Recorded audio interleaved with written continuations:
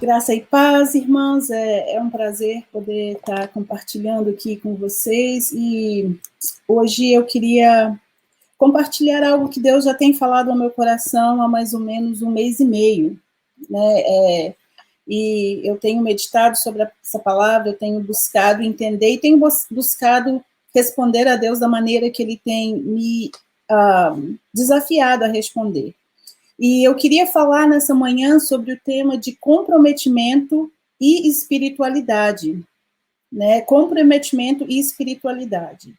E eu vou compartilhar aqui minha tela. Flávio, tem como colocar aí? Isso, obrigada. E eu queria usar como texto base esse texto aqui em Juízes, né? Que diz assim, que nos dias de Sangar, filho de Anate, nos dias de Jael, as estradas estavam desertas. Os que viajavam seguiam caminhos tortuosos. Já tinham desistido os camponeses de Israel, já tinham desistido, até que eu, Débora, me levantei. E levantou-se uma mãe em Israel. E o livro de Juízes é um dos livros mais difíceis na Bíblia, não porque a mensagem dele é difícil, mas de nós entendermos o comportamento do povo de Israel e a rebelião do povo de Israel contra o Senhor. E nós vemos que é um livro onde a história é cercada de histórias estranhas, é cercada de infidelidade ao Senhor, são rebeliões após rebeliões, e aí o povo clama ao Senhor, e o Senhor envia alguém para libertar o povo, para trazer libertação, e aí o povo tem paz por um determinado número de anos, e cai de novo naquele ciclo de pecado, naquele ciclo de rebelião contra Deus. E ao ler esses versículos, eu penso assim, eu começo a perceber como que, infelizmente, esses ciclos na vida do ser humano, parece que eles continuam, né? Hoje nós estamos vivendo esse tempo de pandemia que nós achamos que seriam algumas semanas, talvez alguns meses, e já tem passado mais de ano. Mas uma coisa a gente vê quando a gente vai nas redes sociais, né? Quando eu vejo assim, recebo várias mensagens de outras pessoas, e às vezes parece que existe esse senso assim de falta de esperança, né? E aí tem aquelas pessoas que vão ser usadas para ser uma pessoa que vai trazer uma palavra positiva para a situação, e existem aquelas que vai desesperar todo mundo, né? E aqui a gente vê nesse texto que Israel se encontrava numa situação mais ou menos parecida. Fala que as estradas estavam todas desertas, os caminhos estavam tortuosos, os camponeses já tinham até desistido de tudo. Até que Débora, até que ela falou, olha, até que eu me levantei, até que, né, e se você ler o capítulo 4 de Juízes, você vai ver que ali é Deus que a levanta, né, mas aqui ela fala em poesia, ela fala até que eu me levantei. E esse texto, ele tem mexido muito comigo, porque ele tem trazido essa pergunta ao meu coração, né, como nós temos respondido ao Senhor nos desafios do dia a dia. Num outro texto, lá em Ezequiel, no capítulo 22, quando Deus está para trazer desastre, né, durante o período babilônico, que os israelitas foram para o exílio por causa do pecado, Deus também faz uma chamada similar. E o profeta diz assim, que Deus procurou entre o povo alguém que se colocasse na brecha para que Deus não destruísse a nação, mas a ninguém ele achou. E isso tem sido assim uma pergunta que eu tenho feito, que Deus tem feito, né? Será que Deus vai achar em mim alguém que vai ser uma pessoa de influência, alguém que vai ser uma resposta à situação que nós vivemos de uma maneira positiva, de uma maneira bíblica, de uma maneira que agrada ao coração de Deus? Uma pessoa que, como diz aqui esse versículo em em 2 Timóteo, alguém que se apresenta diante de Deus aprovado, que não tem do que se envergonhar. E quando a Bíblia fala que, nesse versículo, né, procure apresentar-se a Deus aprovado, como obreiro que não tem de que se envergonhar, que maneja corretamente a palavra da verdade, às vezes nós temos essa ideia de que manejar corretamente a palavra da verdade é ser capaz de encontrar um versículo aqui, outro versículo ali, ou falar o nome das pessoas nas histórias. E isso é importante, mas o que a Bíblia está dizendo aqui, alguém que maneja bem a palavra da verdade, é alguém que vive aquilo que vê na verdade. Alguém que reproduz aquilo que a verdade está falando. Alguém que sabe aplicar o que a Bíblia está falando, né? Então, isso é parte disso também. E é parte dessa caminhada com Deus, entendermos qual é o preço de seguir Jesus, qual é o preço de estarmos nessa caminhada com Deus, qual é o preço de andarmos como servos de Jesus. Então, eu quero ler mais um texto antes de compartilhar alguns princípios que Deus tem colocado no meu coração, né? Então, eu queria ler aqui em Lucas, né? Lucas fala assim: quando andavam pelo caminho, um homem lhe disse: eu te seguirei por onde quer que fores. Jesus respondeu: as raposas têm as suas tocas e as aves do céu têm os seus ninhos, mas o filho do homem não tem onde repousar a cabeça. A outro disse: siga-me. Mas o homem respondeu: Senhor, deixe-me ir primeiro sepultar meu pai. Jesus lhe disse: deixe que os mortos sepultem os seus próprios mortos. Você, porém, vá e proclame o reino de Deus. Ainda outro disse: vou seguir-te, Senhor, mas deixa-me primeiro voltar e despedir-me da minha família. E Jesus respondeu: ninguém que põe a mão no arado e olha para trás é apto para o reino de Deus.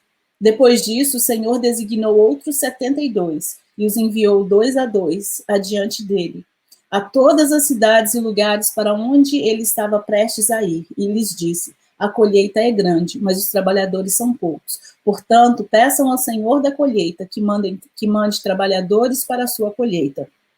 Então, a gente vê aqui que existe esse chamado de Jesus para segui-lo e que esse chamado envolve uma resposta de cada um de nós. Ele envolve que nós sejamos capazes de dizer sim para o Senhor, e não somente dizer sim, mas viver de acordo com esse chamado. E hoje em dia, se nós olharmos, né, para o mundo que nós vivemos, a situação ainda é a mesma. A colheita ainda é grande, os trabalhadores ainda são poucos, e Deus continua clamando e dizendo: olha, ore para que o Senhor envie mais trabalhadores.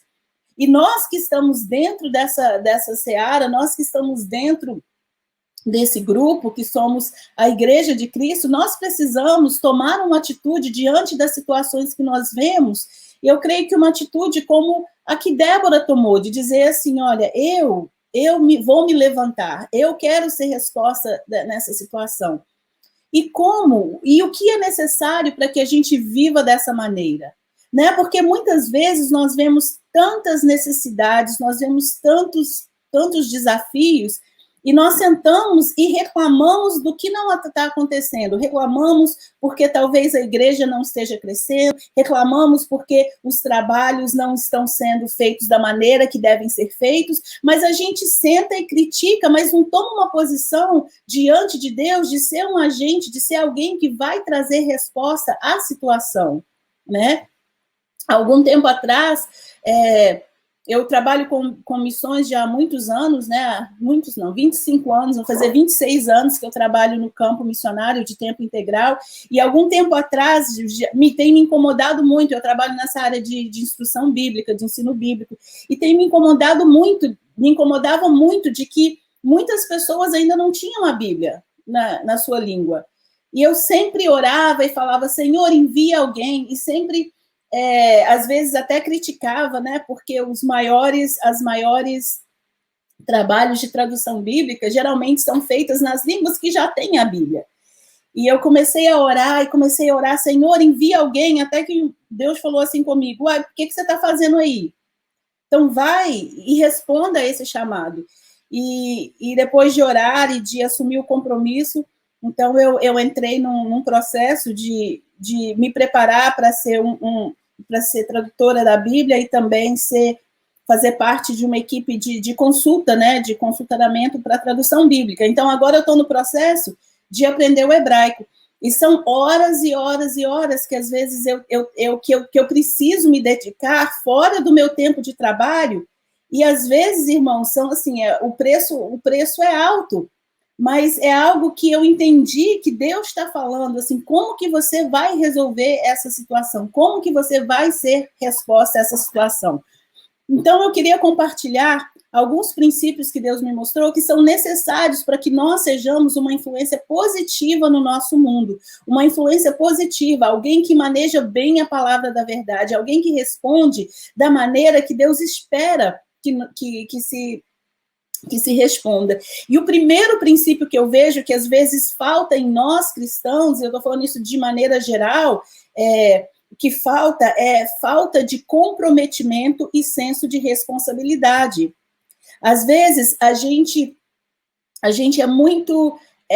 a gente até diz que vai aceitar uma posição aqui, outra ali, né, se compromete em fazer coisas, se compromete com os líderes da igreja, se compromete em ajudar nos projetos, e no meio do caminho a gente deixa para lá, né? No meio do caminho, a gente começa a ver uma coisa aqui, a gente se distrai e deixa para lá.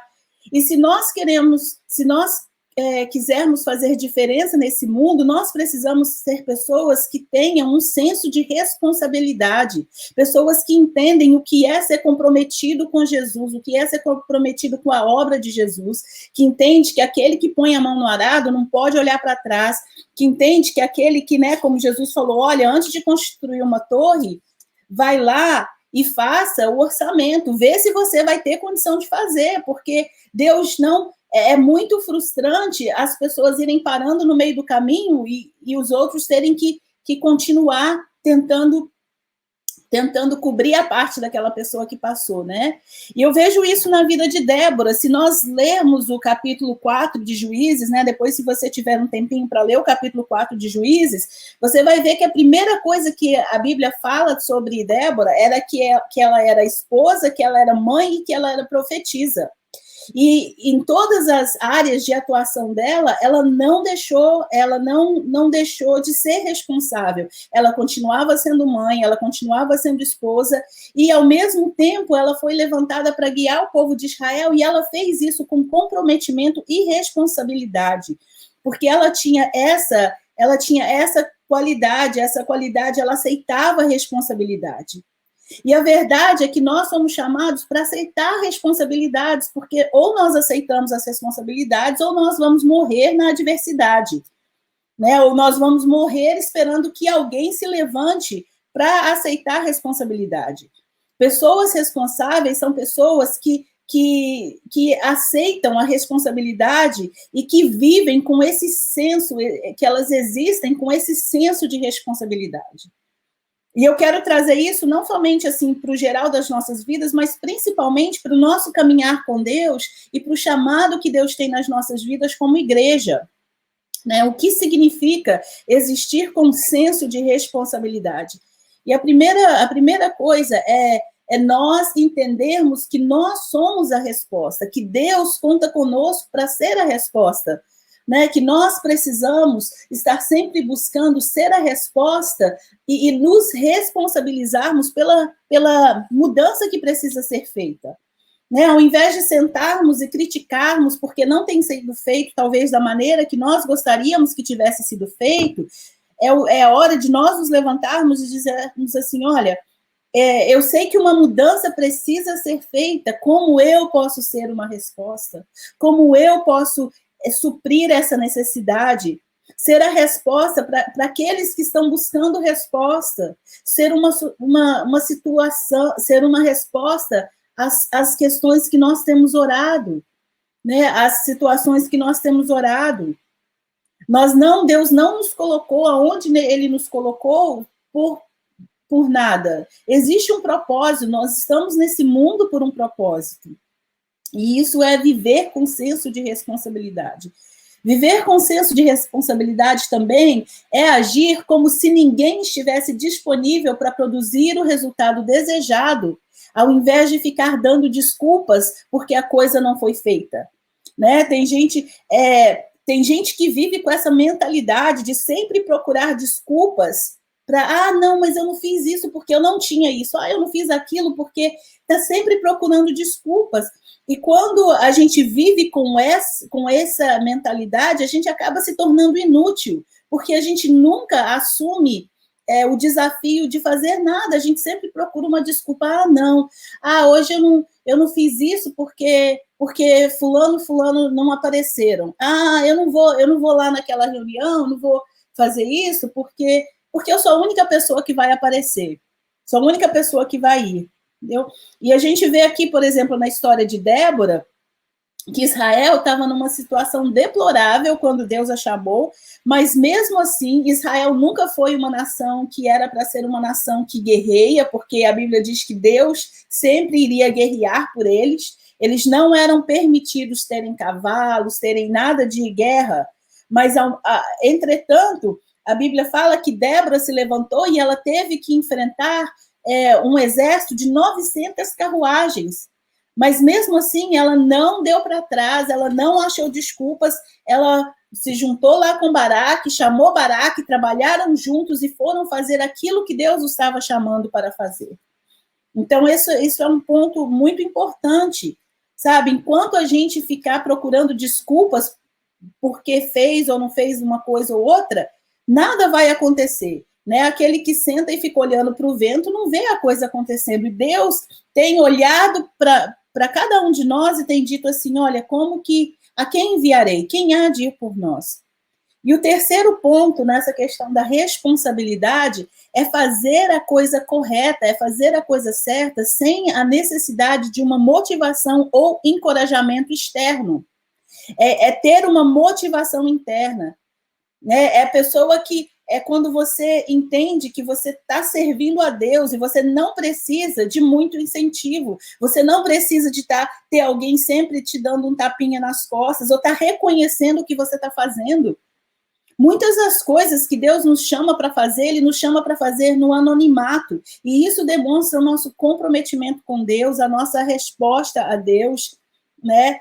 A gente precisa estar sempre buscando a nossa motivação no Senhor, entender que se Deus está nos chamando, se Deus está nos direcionando, é Ele que vai nos dar a força para fazer aquilo que nós precisamos fazer. Sabe, tem gente que é muito dodóizinha, não pode, sabe, a pessoa tem que ficar andando em cima de casca de ovos com aquela pessoa. Isso não é viver com senso de responsabilidade e comprometimento, isso é viver buscando aprovação humana. E Deus fala que Ele é a nossa aprovação. A Bíblia tem uma história de Davi, que quando ele está fugindo ali de Saul e quando ele está enfrentando várias dificuldades, a Bíblia fala que no momento ele se encontra muito desencorajado, mas ele se encorajou no Senhor.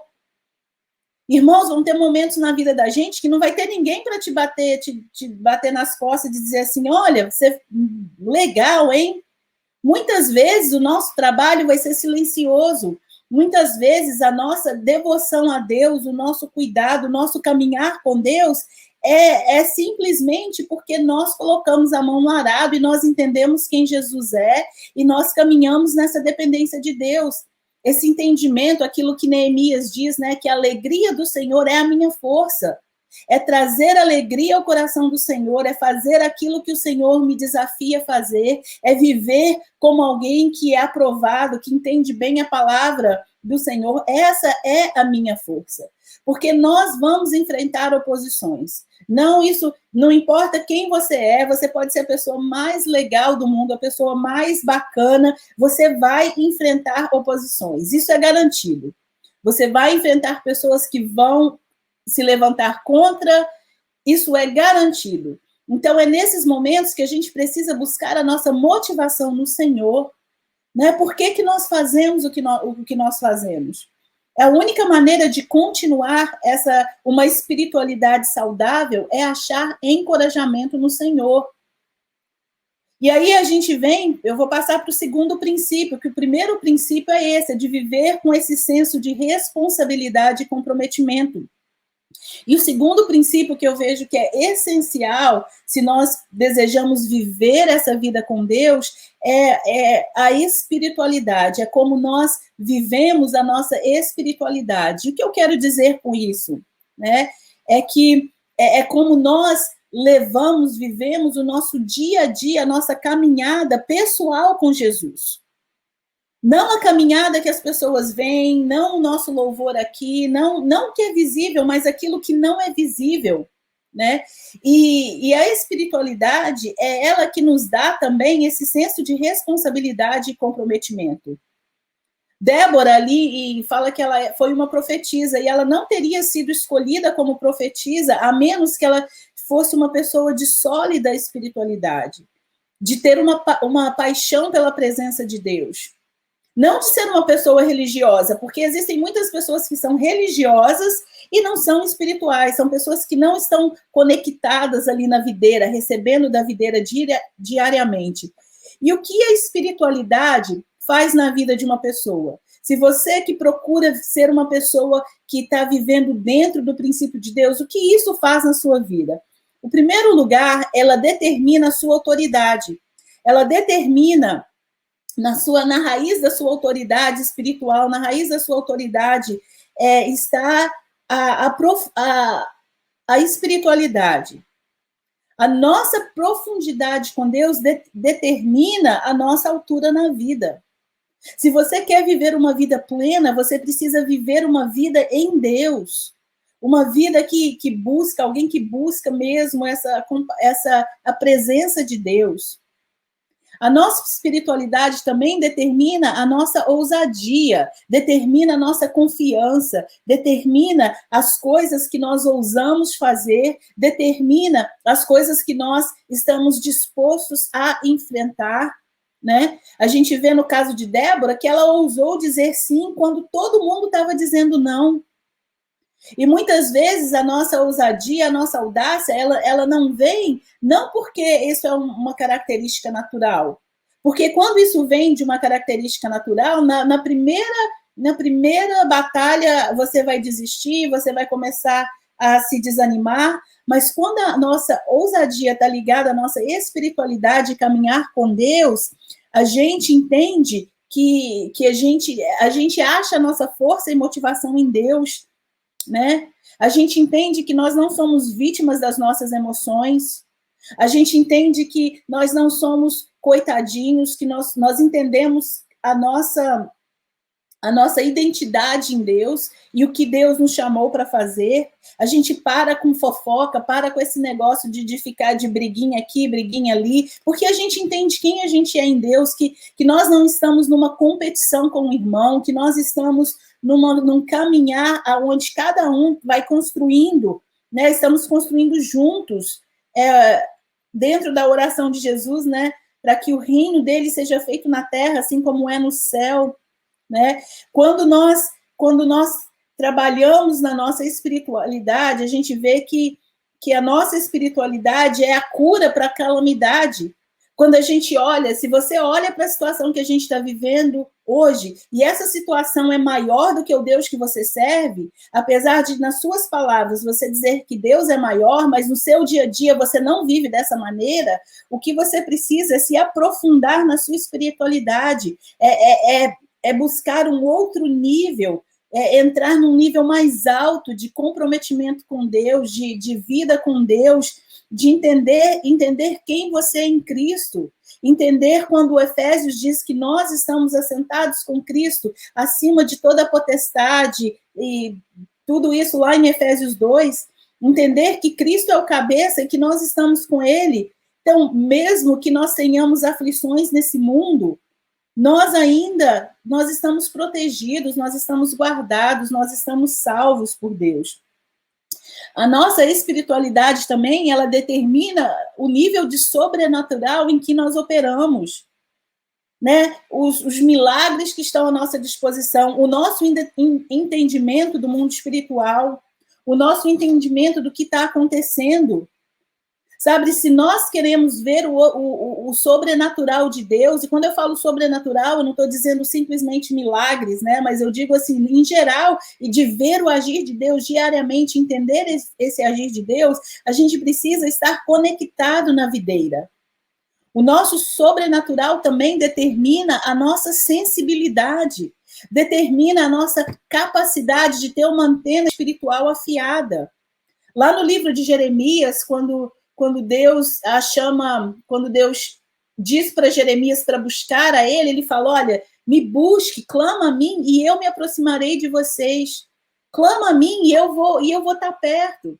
Então a gente precisa estar buscando, precisa estar clamando para que a nossa sensibilidade se torne mais aguçada, a nossa capacidade de ouvir a palavra de Deus e obedecer, a nossa capacidade de conhecer o estado das coisas, a nossa capacidade de entender, de ter sensibilidade para entender o que o outro irmão está passando, a nossa capacidade de entender essas coisas. Mas nós precisamos estar em Deus, porque se nós não estivermos em Deus, a gente se torna extremamente egoísta e olhando simplesmente para as nossas próprias necessidades, ao invés de ter essa sensibilidade de ouvir o que Deus está falando e de entender aquilo que o outro também está passando. A nossa espiritualidade também determina as nossas possibilidades na vida. O que é possível é determinado pela medida em que somos espirituais. O que é possível, eu penso assim na minha própria vida, no meu ministério, eu vejo o que é possível no meu ministério é determinado pelo nível da minha espiritualidade. A minha posição com Deus determina a minha posição na vida. Né? Deus, se você quer mais possibilidades, você precisa se aprofundar no seu relacionamento com Deus e entender. E quando eu falo assim, possibilidades, eu não estou falando a questão de, eu quero ser promovido no meu emprego. Não, não é isso, mas é entendermos que também em Deus, nosso relacionamento com Deus nos dá um nível mais alto de honra, de dignidade, de distinção, de prestígio, de identidade. É isso que a gente precisa, né? Mas existem também esses inimigos do comprometimento e da espiritualidade. E por isso que, às vezes, sabe, quando Paulo fala, né, para lá a igreja em Corinto, Paulo fala, eu queria falar com vocês como espirituais, mas eu tenho que falar com vocês como carnais. Infelizmente, tem muitos cristãos hoje que são assim, né? Lá no livro de Hebreus também, que a gente vai estudar, o próximo livro que a gente vai estudar, o autor de Hebreus fala assim, olha, eu queria dar carne para vocês, eu queria alimentar vocês com verdade sólida, mas vocês ainda estão aí buscando leite.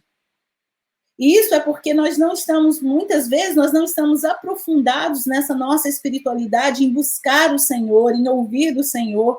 E existem inimigos que vão tirar o nosso foco e vão nos tornar pessoas ou vão fazer com que nós caminhemos não na autoridade que Deus nos deu. E esses inimigos são, em primeiro lugar, entendermos que a nossa luta, e me desculpe aí pelo erro do português, mas a nossa luta não é contra a carne ou o sangue. É termos esse entendimento que nós não estamos, sabe? A minha luta não é contra o Flávio, a minha luta não é contra o Pedro, a minha luta não é contra o Orlando, o Irã, a Joyce. A minha luta é contra um inimigo, a minha luta é no mundo espiritual. Enquanto a gente gastar tempo, enquanto a gente ficar atacando um ao outro, sabe? A gente não vai ter a visão que Deus tem. Né? Enquanto a gente briga por coisas banais, o inimigo vai ganhando espaço e vai ganhando espaço na nossa vida. Né? Então, a Bíblia fala lá em 2 Coríntios, né, que as armas da nossa milícia, elas não são carnais, mas elas são poderosas para destruir fortalezas e tudo aquilo que se levanta contra o conhecimento de Deus. É nessas armas que nós temos que usar, não é ficar lutando um contra o outro. Mas quando nós entendemos isso, existem 4 inimigos que nos impedem de ter uma vida espiritual mais aprofundada ou mais sólida. O primeiro inimigo é o isso, é esse que eu falei, né? A falta de visão espiritual, é a falta de entender que a nossa luta não é contra a carne ou contra o sangue, tá? O segundo inimigo é o contentamento prematuro. É quando a gente se encontra, quando a gente está feliz na mediocridade. Quando a gente, sabe, o contentamento prematuro é inimigo da excelência. Quando a gente está, tudo bem, né? Eu leio a Bíblia, tipo assim, uma vez na semana, no domingo, aqui na live, e aí eu passo a semana meditando sobre aquela palavra. Gente, nós não precisamos, nós não podemos nos contentar em dar apenas parte das nossas vidas a Deus. Nós precisamos buscar a Deus diariamente. Nós precisamos do maná diário, de buscar a Deus. Nós não vamos sobreviver com o maná de ontem, né? Às vezes a gente ora hoje aqui, né? Eu faço uma oração hoje para me durar a semana inteira, né?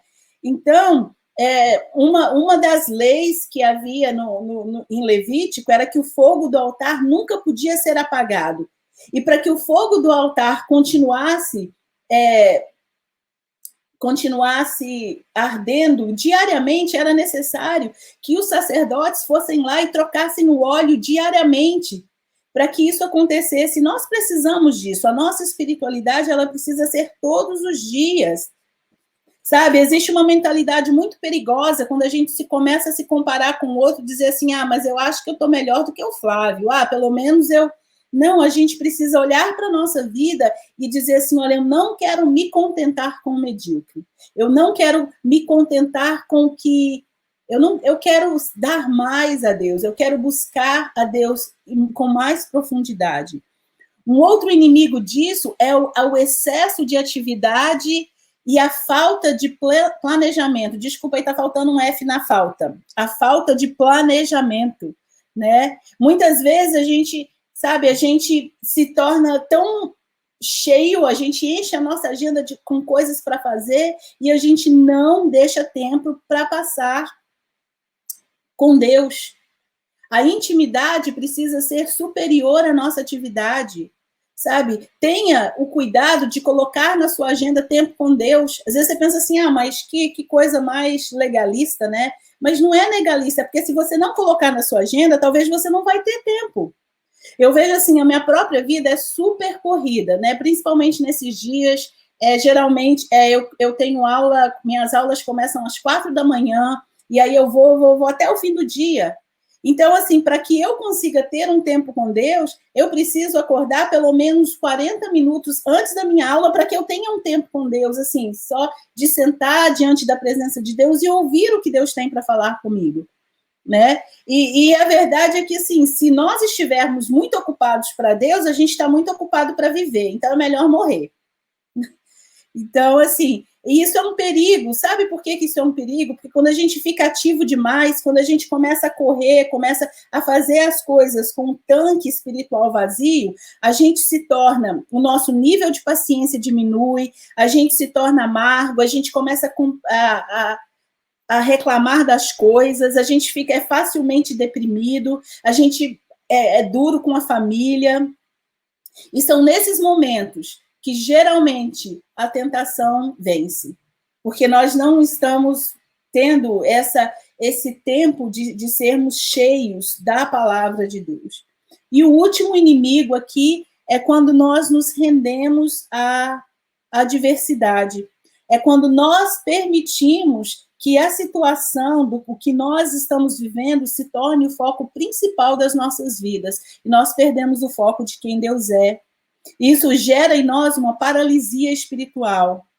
Então, nunca permita que a sua espiritualidade seja superada pela sua adversidade, mas deixe que a sua espiritualidade, que o seu louvor se sobreponha à sua adversidade.